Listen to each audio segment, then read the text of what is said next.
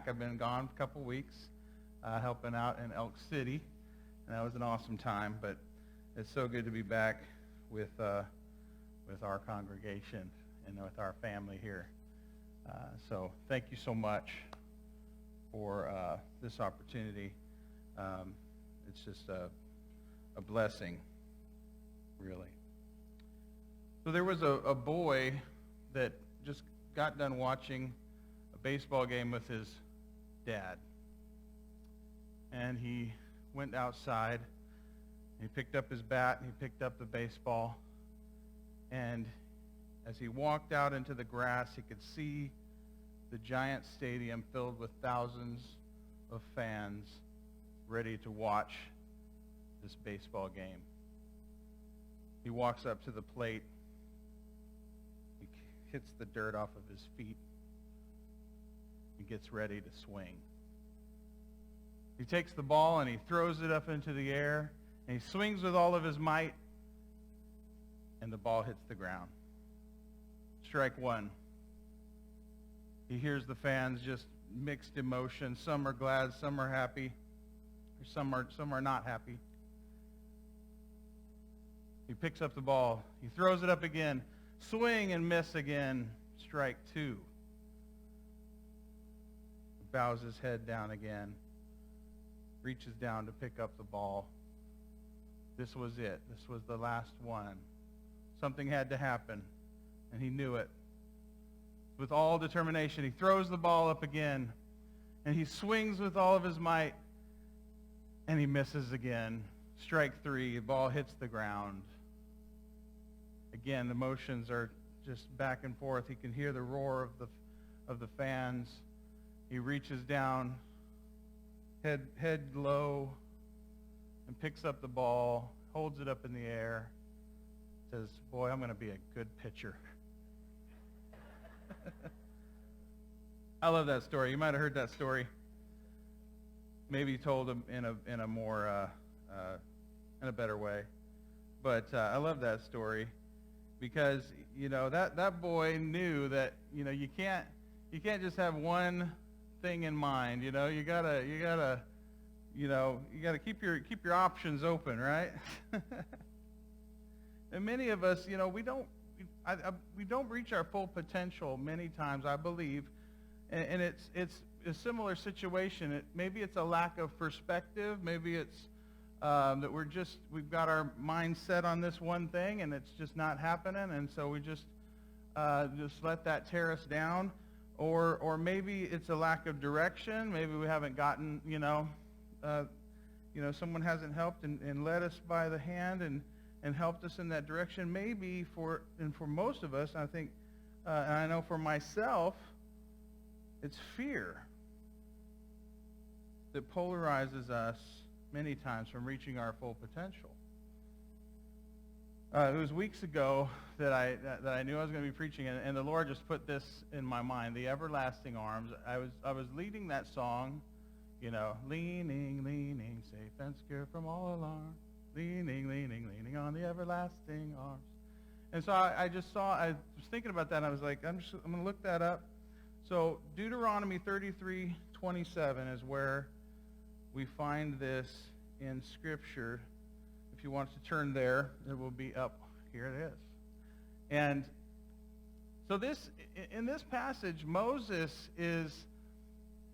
he's coming to the end of his life, and this is believed to be his last blessing to the Israelites. He went through the different, if you read before this in the chapter, he goes through the different tribes, and he gives them an individual blessing. But then in this last section, he blesses, it's considered to be towards all of Israel, this message. And here's a portion of it. It says, "The eternal God is your refuge, and underneath are the everlasting arms. He will drive out your enemies before you, saying, 'Destroy them.'"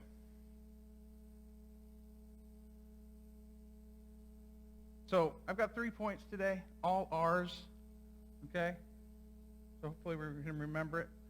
All starting with R's. Number one is we need to rest in his arms. We need to let God carry you. You know, that fear, the reason we have that fear is because we're not resting in him. We're not trusting him. This passage says, he wants to hold us in his arms, but we're not really trusting that. And Fallon and I like to play this game when we go to Grandma's pool. And we started doing this 3 years ago when we moved back here. And she was a lot shorter back then. But I would get out to probably where she could still keep her head above water.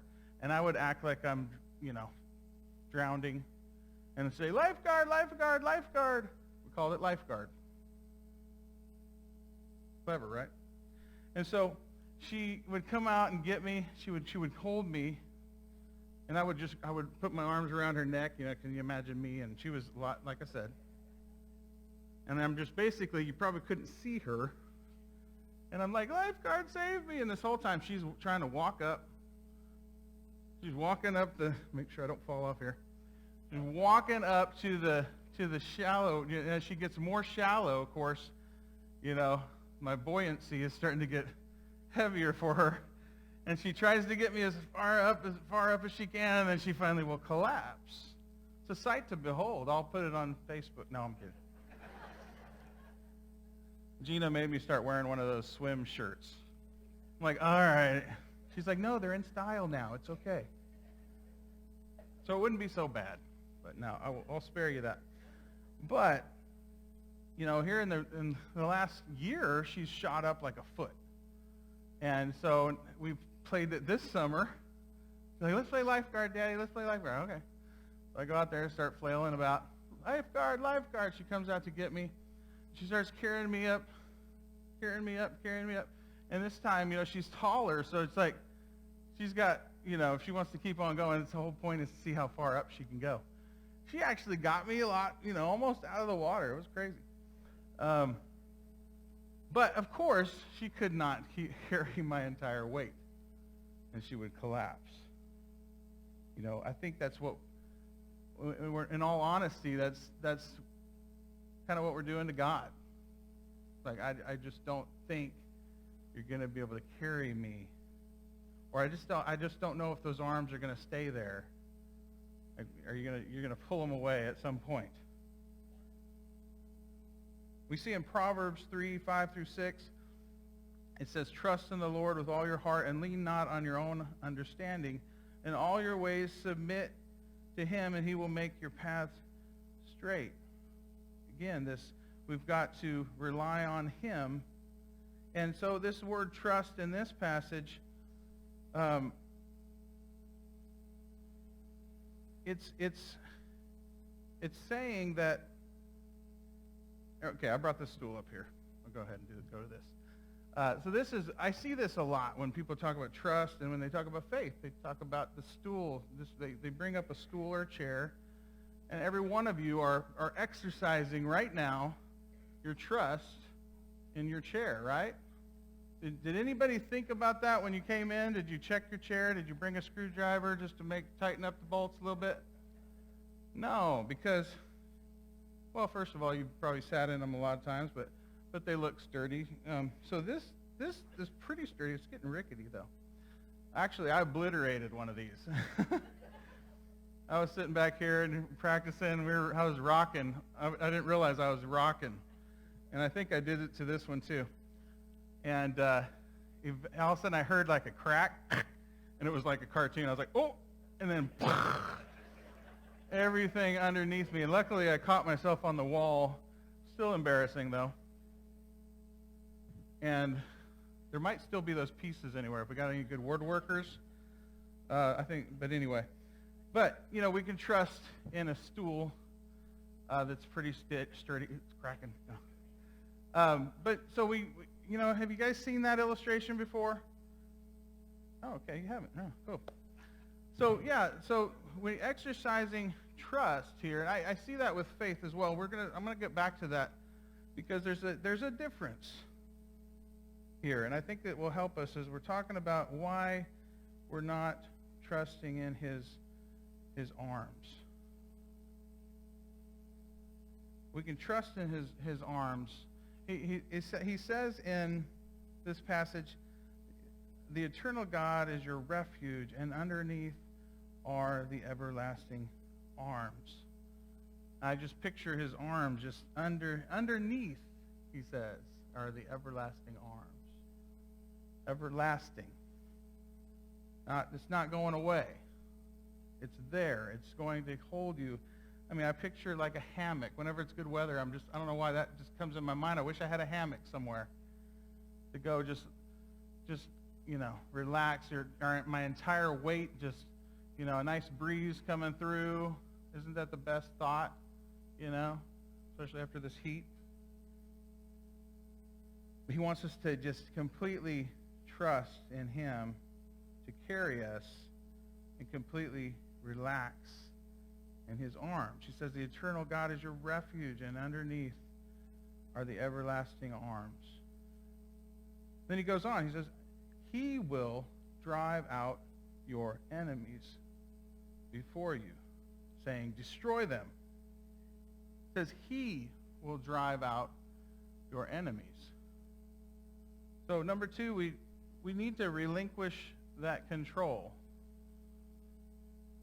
We need to let God fight your enemies, because all through Scripture he says to us, I will fight your battles. I will fight your battles.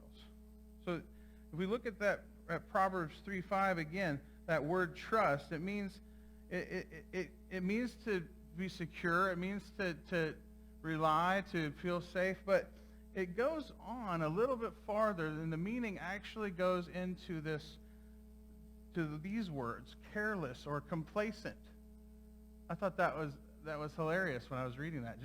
It's just kind of like, I'm so secure that I'm not worried about anything. It's just this careless, complacent